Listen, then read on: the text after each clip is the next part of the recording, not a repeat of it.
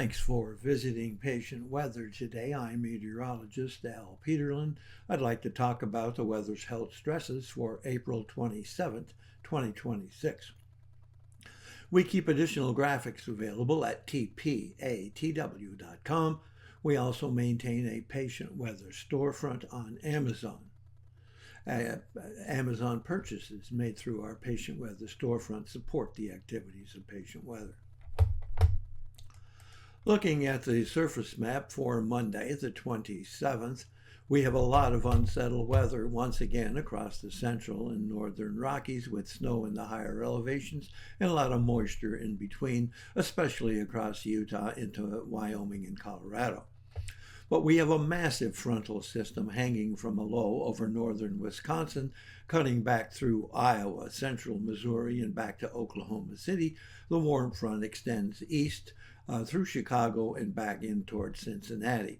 Lots of unsettled weather up and down the Mississippi Valley, and lots of very unsettled and severe type weather here in the easternmost portions of Texas and Oklahoma. Looking at our vitality index, which is a measure of all of those individual elements that can impact human health, and you can see we have a lot of activity here up and down the plains, especially centered in Texas and eastern Oklahoma. We have a lot of activity going on in the northern lakes and the upper Mississippi Valley. Looking at pressure change, which impacts a lot of individuals, both migraine and asthma, we have rising pressure from the coastal areas of Washington and Oregon, inland across Wyoming, Colorado, Utah, but very significant in eastern Wyoming, southern and eastern Montana, down into Colorado, across into Kansas and Nebraska, and rising pressure again in the southeast across Florida, Georgia, into South Carolina. We have one area of falling pressure about the Great Lakes, covering Wisconsin, Michigan, the northernmost reaches of Illinois, Indiana, even Ohio. Temperature changes, not large, not dramatic, but there's a few warming and coolings. The dew point temperature change are a bit more significant, with lots of moisture starting to flow back into the west.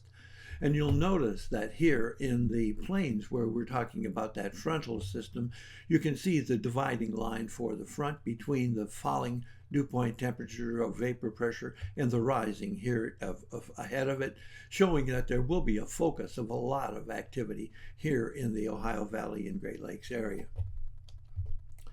Looking at instability, the potential for showers, thunderstorms, some even significant, you can see that it is again very significant here in eastern Oklahoma, up into eastern Texas, and then trying to make its way into the middle Mississippi Valley.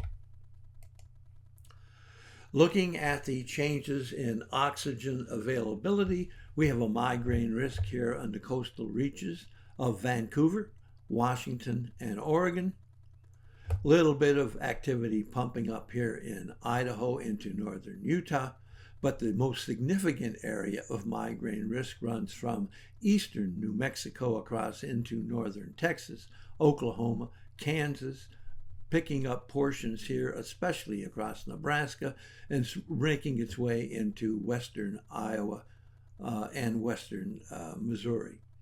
Note also we have a very strong risk of migraine from central Florida north across Georgia into South Carolina, and there is a bit of a migraine risk here right on the extreme coastal areas of Massachusetts, Connecticut, and the New Hampshire border.